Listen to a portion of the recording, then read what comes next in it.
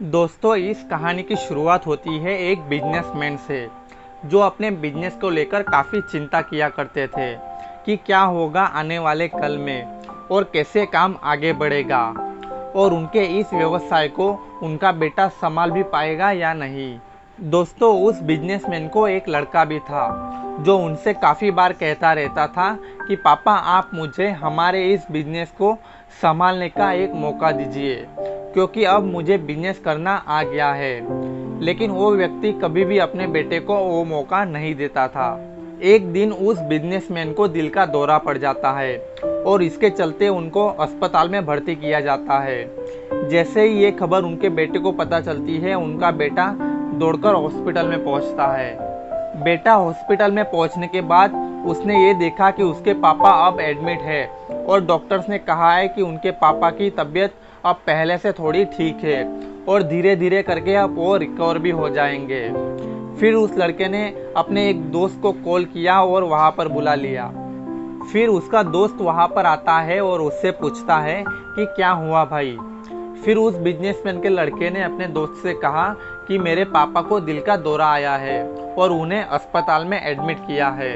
इसके बाद उस बिजनेसमैन का लड़का अपने दोस्त से कहता है कि चल जरा बाहर जाकर आते हैं, बहुत देर हो गई है इधर। और फिर वो दोनों अस्पताल से बाहर चले जाते हैं। जब वो दोनों अस्पताल से बाहर निकले तब उनको एक आइसक्रीम वाला दिखाई देता है।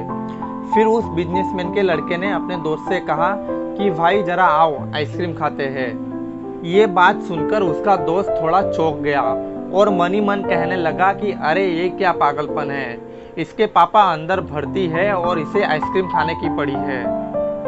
फिर उन दोनों ने आइसक्रीम खरीद ली और वो दोनों आइसक्रीम खाने लगे। लेकिन उसका जो दोस्त था उससे रहा नहीं गया और उसने अपने दोस्त से पूछ ही लिया कि भाई, मुझे समझ नहीं आ रहा है कि तुम्हारे बिजनेस में आगे क्या होगा। तुम्हारे पापा की तबीयत भी ठीक नहीं है और तू यहाँ आइसक्रीम खा रहा है, मुझे तो कुछ समझ में ही नहीं आ रहा है। फिर उन दोनों ने आइसक्रीम खरीद ली और वो दोनों आइसक्रीम खाने लगे। लेकिन उसका जो दोस्त था उससे रहा नहीं गया और उसने अपने दोस्त से पूछ ही लिया कि भाई, मुझे समझ में नहीं आ रहा है कि अब आगे तुम्हारे बिजनेस का क्या होगा और तुम्हारे पापा की तबीयत भी ठीक नहीं है और तू यहाँ पर बैठकर आइसक्रीम खा रहा है, मुझे तो कुछ समझ में ही नहीं आ रहा है। फिर ये जो बिजनेसमैन का लड़का था उसने जो बात कही उसे आप ध्यान से सुनिएगा। उसने अपने मित्र से कहा कि मुझे मालूम है कि तुम क्या सोच रहे हो कि मेरे पापा यहाँ पर एडमिट है और हम यहाँ पर आइसक्रीम के मज़े ले रहे हैं। मेरे तो मज़े चल रहे हैं, पर ऐसा कुछ भी नहीं है। मैं भगवान श्री कृष्ण का बहुत बड़ा भक्त हूँ और उनकी दो बातें हमेशा अपनी ज़िंदगी में याद रखता हूँ। पहली बात जो हम सबको पता है कि काम करना है लेकिन फल की चिंता हमें नहीं करनी है। इसीलिए जो होगा वो देखा जाएगा। मैं सिर्फ अपने काम पर ही फोकस करूँगा और बिजनेस भी अच्छा ही चलेगा। दूसरी बात, मैं तुम्हें भगवान श्री कृष्ण की एक कहानी सुनाता हूँ जो तुम्हें दूसरी बात क्या है वो अच्छी तरह से समझ जाएगी। भगवान श्री कृष्ण की जो पत्नी थी जिनका नाम रुक्मिणी था, उनको जब पहला बेटा हुआ था तो उसका नाम प्रद्युम्न रखा गया था और प्रद्युम्न के जन्म के 10 दिन पश्चात ही प्रद्युम्न का अपहरण हो गया था। प्रद्युम्न के अपहरण के बाद रुक्मिणी जी नाराज और उदास रहने लगी। भगवान श्री कृष्ण रुक्मिणी जी को कहते थे कि चिंता मत करो क्योंकि प्रद्युम्न जहाँ पर भी होगा वो ठीक होगा। लेकिन इतना समझाने के बावजूद भी रुक्मिणी जी अपने बच्चे की चिंता में उदास और निराश रहती थी और इस तरह चिंता करते करते रुक्मिणी जी के 18 साल बीत गए। फिर 18 सालों के बाद द्वारका में जब प्रद्युम्न की वापसी हुई तो जब प्रद्युम्न द्वारका में वापस आए तो उनके साथ उनकी पत्नी मायावती भी थी। अब समस्या ये थी कि मायावती उम्र में प्रद्युम्न से 20 साल बड़ी थी। वहाँ रुक्मिणी जी पहले तो खुश हुई कि उनका बच्चा वापस आ गया और फिर से दुखी हो गई क्योंकि इतनी बड़ी लड़की से शादी कर ली थी। रुक्मिणी जी फिर से भगवान श्री कृष्ण के पास जाकर कहने लगी कि ये क्या हो गया। फिर भगवान श्री कृष्ण जी ने रुक्मिणी से कहा कि जो हो गया उसे स्वीकार कर लो और आगे बढ़ो, चिंता मत करो।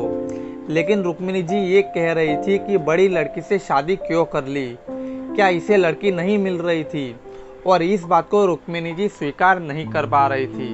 इस कारण 8 साल तक रुक्मिणी जी दुखी और निराश रही। 8 साल के बाद रुक्मिणी जी ने यह स्वीकार कर लिया कि प्रद्युम्न ने जो ये शादी की थी वो ठीक है और इसके लिए ज़्यादा चिंता करने की ज़रूरत नहीं है, और उस शादी को उन्होंने स्वीकार कर लिया। दोस्तों, एक तरीके से माँ रुक्मिणी जी ने अपने ज़िंदगी के 26 साल उदासी में बिता दिए। इस कहानी को ख़त्म करते हुए वो लड़का अपने दोस्त से बोला कि मैंने अब स्वीकार करना सीख लिया है, क्योंकि भगवान श्री कृष्ण कहते हैं कि जो हो रहा है उसे स्वीकार कर लो और ज़िंदगी में आप आगे बढ़ो। दोस्तों, ये छोटी सी कहानी हमें 2 बड़ी बातें सिखाती है, और यही बातें मैं आप लोगों के साथ शेयर करना चाहता था कि हमारी ज़िंदगी में जो कुछ भी घटता है उसे स्वीकार करना सीख लीजिए और फिर ज़िंदगी अपने आप सहज हो जाएगी। हमारे नियंत्रण में जितनी भी चीज़ें हैं उन पर हमें नियंत्रण जरूर रखना चाहिए, लेकिन जो चीज़ें हमारे नियंत्रण से बाहर है उन चीज़ों को हमें स्वीकार कर लेना चाहिए। अगर हमने स्वीकार नहीं किया तो हम भी माँ रुक्मिणी की तरह निराश और उदास रहेंगे। मानता हूँ दोस्तों कि ये इतना आसान नहीं है, लेकिन मायूस मत हो बंदे, तेरा वजूद छोटा नहीं। मायूस मत हो बंदे, तेरा वजूद छोटा नहीं, तू वो कर सकता है जो किसी ने सोचा नहीं। दोस्तों, आज की कहानी कैसी लगी कमेंट में ज़रूर बताइएगा, और ऐसे मोर वीडियोस के लिए हमारे इस चैनल को लाइक, शेयर एंड सब्सक्राइब करना मत भूलिएगा।